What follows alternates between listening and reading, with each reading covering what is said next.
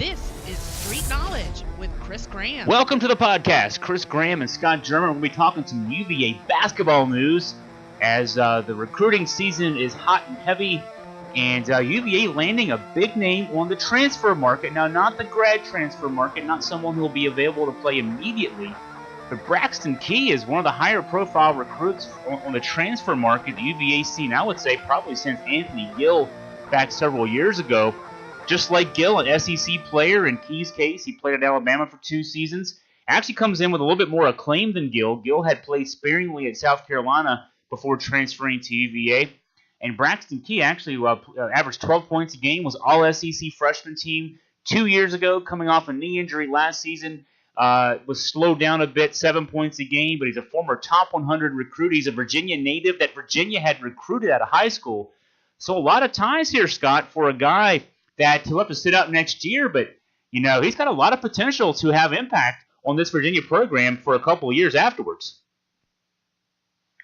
Oh, absolutely, and the irony of it is sitting out a year might actually even behoove the Cavaliers more so than if Braxton Key were eligible to work directly to transfer and immediately play. Because he plays a position similar to DeAndre Hunter, and if DeAndre has anywhere near the type of year that most everyone expects him to have next year, then he's likely going to be entering the NBA draft, likely going to be a lottery pick. So, he could fill those shoes immediately, and that could be a very special team with him joining senior players, Cal Guy and Ty Jerome. I mean, this could potentially set up very nicely for Virginia. I'm almost happy that he is going to have to sit a year, because I think down the road it's going to benefit the flow of the way that the team kind of progresses through their classes. Yeah, he was a 4-star recruit out of high school. I saw him number 59, I think, in the 24/7 composite.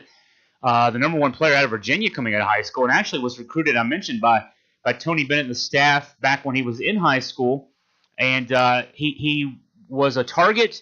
And then when DeAndre Hunter committed to Virginia out of the Philadelphia area, Key decided to look elsewhere, thinking that Hunter would impact his playing time at UVA potentially.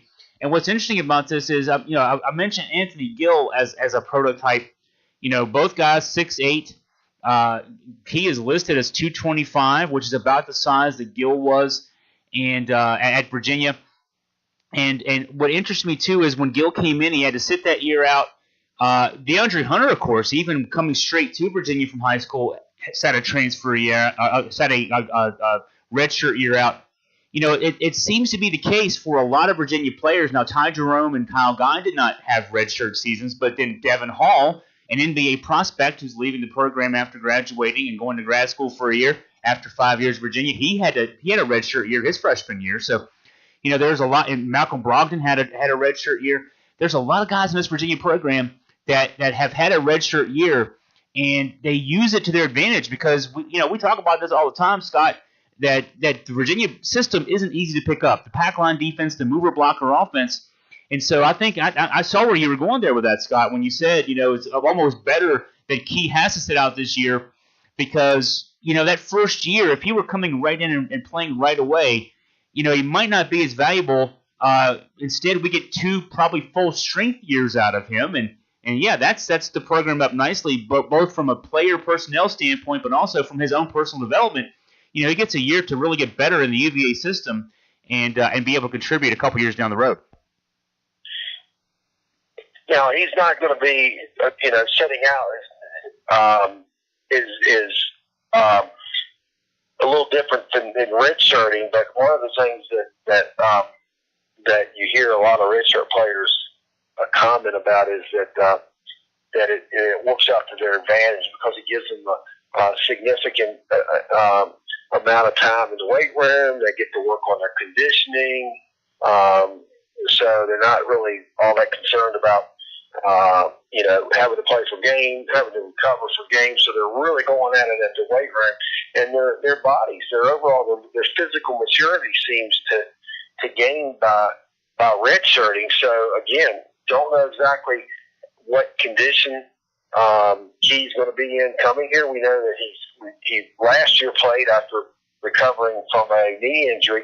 It evidently affected him somewhat, because his first year, his all-conference freshman year, was 12-7, 12 points, about 6-7 rebounds, and he was down to like 7.5 last year. I don't know if that had anything to do with just maybe reduced playing time, or just kind of working his way back from that injury, because that's a pretty severe injury. So he's going to have a whole another year to really work on his physical game, work on his mental game, look at this pipeline defense, and boy, when he is ready, he should step right in and immediately contribute to the program.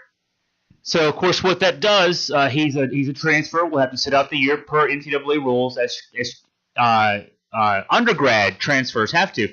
It still leaves a hole in the Virginia rotation likely. And I broke this down when I wrote about this today on the Yes Free Press website. I wrote about the Braxton Key transfer decision. Big news for Virginia, but it doesn't have the immediate impact that a grad transfer would have. And so Virginia probably still on the grad transfer market. And I thought it would be a nice opportunity, a nice excuse anyway, to look back, to look ahead at the UVA roster for next year. And still, this is why Virginia is still on the grad transfer market for a player who can come in, play a year like Nigel Johnson did last year for Virginia. And we've seen a lot of programs benefit from the grad transfers. You look at the roster, DeAndre Hunter is the wild card. He can play the 4, he can play the 3, he can play front court or back court, he can play both. He can intermingle in games. He did that a lot this past season for Virginia. But presume that Tony Bennett decides to primarily play him one or the other.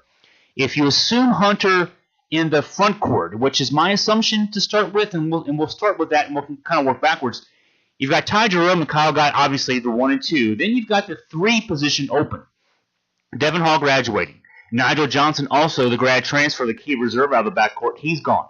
So that leaves right now on the current roster at least just Marco Anthony among players who have any kind of playing experience. And, of course, Anthony didn't play a lot last year. He averaged about 8 minutes a game. But he did have – we saw him in the game against Louisville when he had to step in for Johnson when Johnson got suspended for 3 games. Anthony came in and played great. He had double digits in limited time. I think it was 18 minutes. He had 10 points in a key win over Louisville early in the season last year. We know Anthony can do it. He's got the physicality to – he's 6'4", about 230. Big, strong guard. He plays well defensively. So he's a guy who can step right in. And, if you had to, you could start him at guard. I don't think you'd lose anything if you had Marco Anthony starting at guard. But then, you don't have a lot of depth in the backcourt. Right now, in fact, whatever depth there would be in the backcourt, absent a grad transfer, would be probably a couple of incoming freshmen who don't often get a lot of playing time at Virginia. But there are a couple guards. Cody Statman from Australia. He's a 6'6" guard forward. Kihei Clark, a 5'9" point guard from California, both 3-star recruits. And then there's a third guard coming in, a preferred walk-on, Jaden Nixon from St. Anne's Belfield. Actually, put some good numbers up post-grad ball-wise. If you think of Hunter in the backcourt, then start him at guard. Then Anthony is your first guard off the bench. You probably still almost need somebody to come in as a grad transfer because you're not going to have a lot of depth in the backcourt. That presumes that Mamadi Diakite starts in the front court alongside Jack Salt. Jay Huff comes back from his injury, plays in the front court.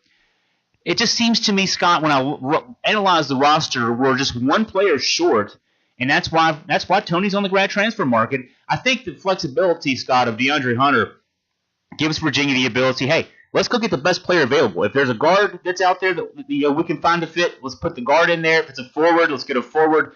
But I think it's Hunter's flexibility that makes that possible. But I just feel like we're a player short. I want to get your thoughts on that.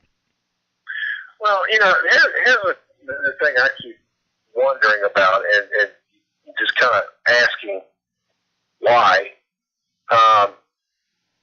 And maybe I'll just ask that directly to you. Why are we sleeping on, or why have we all seemingly forgotten uh, Marco Anthony. I mean, it's almost as if we have no clue as to what he can do. I know he only came in one game, but he answered the bell that one game. Now, for some mysterious reason, he disappeared after that, but it's almost like he's that freshman coming in that we don't know anything about. We got a chance to see him. We got a chance to see him in reserve duty, mainly mop-up duty, some, but nonetheless, in that Louisville game at JPJ, he came in and he was the catalyst that game. Had an outstanding game, and I'm wondering why he's kind of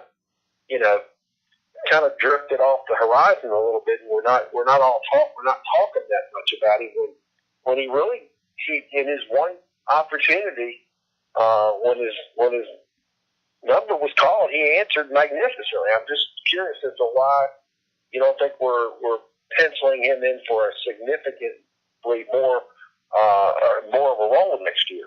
I'll tell you, I pencil him in. To me, worst case scenario, he's the first guard off the bench. If you find a grad transfer to come in and play in the backcourt and maybe start, if that's the case, then Anthony, to me, is still the first guy off the bench. Maybe Anthony starts ahead of that player because of his experience in the program. And if you move DeAndre Hunter in the backcourt, I still think that Anthony is the first guard off the bench. Either way, I think he's a guy that's going to have to give Virginia 20 minutes a game next year. He's at the least, I think he's this year's team had Jerome, Guy, and Hall, and then you had minutes from Johnson in the backcourt. At the very least, he's got to give us what Johnson gave us last year, and probably more than that. And again, I think that's based on the flexibility of Hunter, but also I think there's also a factor. We have to presume that Jay Huff, and I'll switch gears to talk about Jay Huff. Now, Jay Huff will be coming off an injury, a torn labrum, 3 or 4 months on the sidelines. He's got to then get himself back into shape and everything else. But Huff's going to have to play a role for this team next year too, and a bigger role. He's going to have to at least be the first, he's going to have to at least be the second guy off the bench in the front court, at forward or center. He may have to be the first guy. If Hunter starts in the backcourt, Jay Huff is the first reserve off the bench among the bigs. So I think Anthony and Huff both need to step up. Anthony needs to play 18 to 20 minutes a game. I think Huff needs to be able to give you at least 12 to 15, if not more than that. So, yeah, those are two guys that we really need to count on stepping up because the front line, the talent is so obvious. With Hunter and Guy and Jerome, 3 of the best players in the country. But it feels a little thin to me. And that's why I'm saying I think there needs to be at least one more guy inserted, a grad transfer type guy inserted, because it just feels a little thin to me. I'd like to see a little more depth. But I think the front 7 that Tony Bennett will put out there next year will be as good as any top 7 in the country. I just want to see 1 or 2 more guys perhaps in that mix. And I'm sure that that's probably the last piece of this offseason is to bring in the white grad transfer, whomever that might be. There's some names still floating out there, but that's going to add depth. That's going to give you some insurance in case someone like Anthony's not ready to step in and get 18 to 20 minutes maybe next year. Don't know if he would even be required to give us that, maybe 12 to 15 or something of that nature. But I'm confident that the coaching staff has figured that out, and they're probably out as we speak, trying to bring that right grad transfer to Charlottesville. But that brings you back to the staff, and I for one was a little down on recruiting the last couple of years. I thought they could have done a little more, considering the enormous amount of time that we've spent in the national spotlight.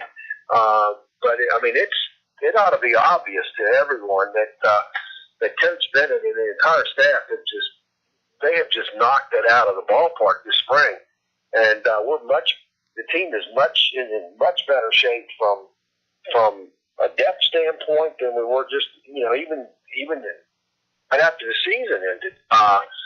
So we've got some size in there. He adds a decent grad transfer at guard to improve the depth. I think you'd have to give this off season as an A. And let me tell you, I don't think there was many of us thinking that we were going to get an A for the off season around midnight on March 16th. Yeah, you look at just the incoming class 2018, and of course Casey Morcell coming in 2019, the centerpiece of that class, which will be an important class to sort of replenish the program, and he's already out. He's recruiting himself, other players, to join him in that class. But just coming in the 2018 class, kind of filling some gaps. Cody Statman, Francisco Cafaro, K.I. Clark, all three-star recruits, and you may see those numbers improve as they get more play this summer on the international and AAU circuits. Because I have to say international circuits because Statman's from Australia, Cafaro is from Argentina. Cafaro is one of the first graduates of that NBA International Academy, 7-footer from Argentina who's got some international experience, and a guy that is expected. He's thin now, 7 foot 216 pounds, but like Jay Huff, a guy who's got that European flair to his game as a 7-footer, a guy who's got the ability outside, can score in the post, certainly can protect the rim. Statman at 6'6". is expected to be a guy who will contribute on the wing. A little thin now himself, 6'6", 170, so got to put a little bit of weight on him. Mike Curtis will have to beef him up in the weight room. And Clark, with his speed at 5'9", you haven't seen Tony Bennett really recruit small guys. John Tell Evans is the last small point guard Virginia had. He was under 6-footer, I think a holdover from the Dave Leto era that Tony did great with. John Tell was a 4-year player who contributed a lot to the Virginia program early in Tony's tenure. And Clark is expected to be a real change of pace kind of a guy to insert in and change the change things defensively, especially. And so, getting a couple of sort of diamonds in the rough this year, filling some roster holes. I don't know that I see any of those guys contributing necessarily this year. But perhaps Cafaro, if Jay Huff doesn't recover, quickly enough from his torn labrum surgery, maybe Cafaro could have a role on his team. And I think I'm also forgetting, someone pretty important from last year. I need to quickly refresh my roster here. But from last year's a guy who had to sit out last season for Virginia, Francisco Baldacci, 6'7" forward that got a year in the system, redshirted, and will be able to contribute for Virginia next year. Not sure where he'll contribute, whether it be in the backcourt, front court, just playing some minutes there. But he's a guy who's got a year of experience in the pack line, in the mover blocker. He'll feel like sort of a free agent acquisition just because we didn't see him last year. But he's a guy who came in with a lot of talent as well. Another international guy from Italy. So yeah, there's guys there. We'll just see who emerges from that group. I'd love to see a couple of guys emerge from that group to give us some depth. And there's talent there. Just now a matter of getting them in the right spots. Yeah, and I agree with that. It's just kind of figuring out the round pegs that fit in the round holes and the square pegs that fit in the square holes. But again, looking back on what's taken place in the last month and a half of Virginia basketball, and so much, the casual fan may not realize it, but us nerds with no life follow this day in and day out. We know the off season is critical. We know when the downtimes in recruiting are and when the prime times are. And thinking about what happened to the program in Charlotte and how they responded, how Coach Bennett so magnificently responded to that in the heat of the moment. I really believe some of us are starting to dig our ways out of that nightmares experience, and we might be seeing things that pay off, dividends that pay off. And recruiting, I followed college basketball, followed UVA basketball, UVA recruiting for 40 years, and it's about relationships. And I know some of it might be about how much playing time a coach might be able to offer, or how much the coach can offer a recruit about how much he'll play before he's halfway through his college career. But I think these relationships and these players that Tony's recruiting and that he's out now recruiting, I think they're going to remember back to how Tony responded that night. The parents are going to remember that. And the other thing you have to factor is that some of our starting rotation isn't quite as young as it was a couple of years ago. Now you're moving into Cal guys, upper Cal guys. Ty Jerome, DeAndre's probably going to be gone after next year. Jack Salt's going to be gone. So now the starting rotation isn't quite so young.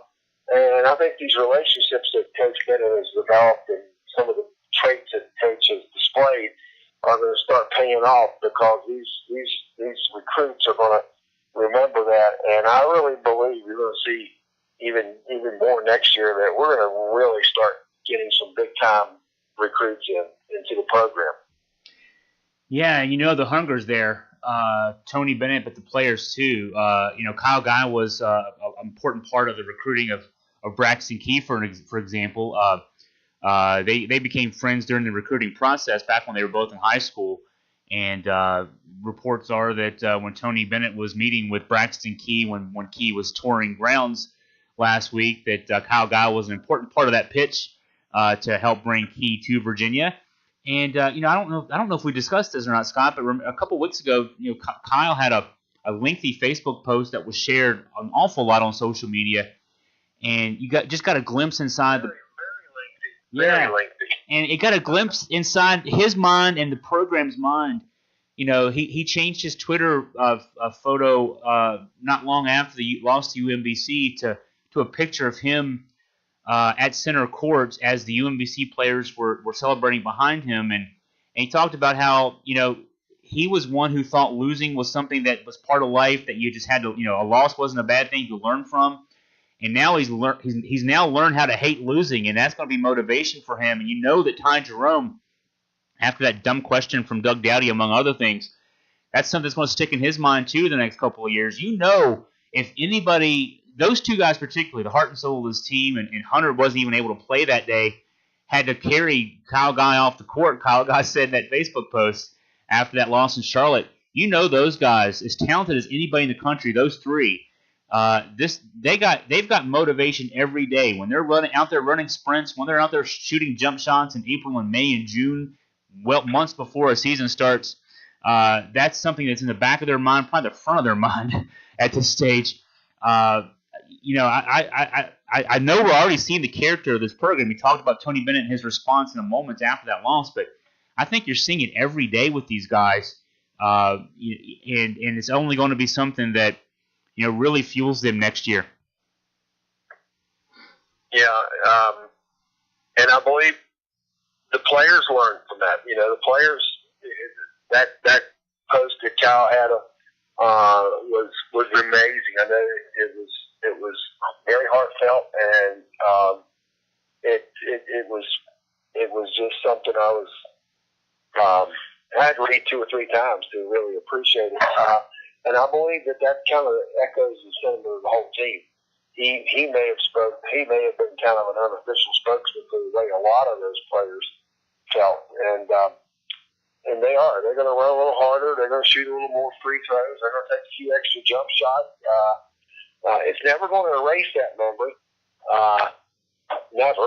But down the road, I really think it's going to pay off. And again, I can't say enough about the incredible sportsmanship that Coach Bennett. I mean, we know he's a competitor. I mean, he is at the height of being a competitor, and for him to be able to display that type of to contain his feelings and to be able to come on, moments after a loss like that was just absolutely amazing. Someone asked me, they said to me in just a casual conversation, well, I bet 95% of the fan base didn't act like that, wasn't able to respond like that. And I thought, are you kidding me? Probably 99.99% of the fan base did not respond that well, including myself. But you learn from that, and so far, we're a month and a half removed from that, and we've had an excellent off season, and a good grad transfer coming in is just going to make it even better. And I'm sitting here looking at the calendar now. I can't wait for November. Yeah. Well, that's also because you spent a Saturday a couple weeks ago watching football, and so that's another reason not to be able to not wait till November. I've got one of the old-fashioned calendars here. It's somebody giving it to me. It comes from a lawnmower shop, and you have to flip the months over. So if I just rip off June, July, August, and September and October, do you think would that just move us right into November? Yeah. Or maybe just rip off September, October, and November? Yeah, what I often do, and I'll tell my wife this during basketball season, for example, when there's 4 or 5 days between games, I'll say, can you just sedate me until Saturday at 2:00 so I can wake up and it's UVA Duke or whatever the case may be.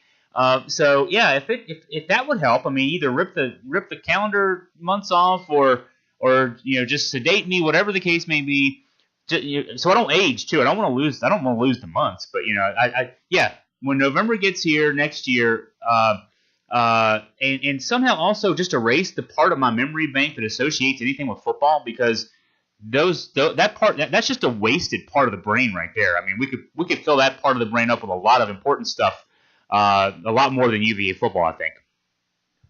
Yeah, I agree, and I guess that's just absolutely 100% validating the fact that we are just officially nerds, junkies, whatever words you want to use. But you know what? We can have a lot worse vices. There are a lot worse. Well, I think that'll wrap us up for our podcast here. And Scott and I will talk some baseball later this week. We'll get together, talk some O's and some Nats baseball. Probably also kind of like along the lines of UVA football discussions, those two. But anyway, but this UVA basketball podcast, and of course I had a column earlier today. Check us out on AugustaFreePress.com, the latest on UVA sports. For Scott German, I'm Chris Graham. Wahoo wah.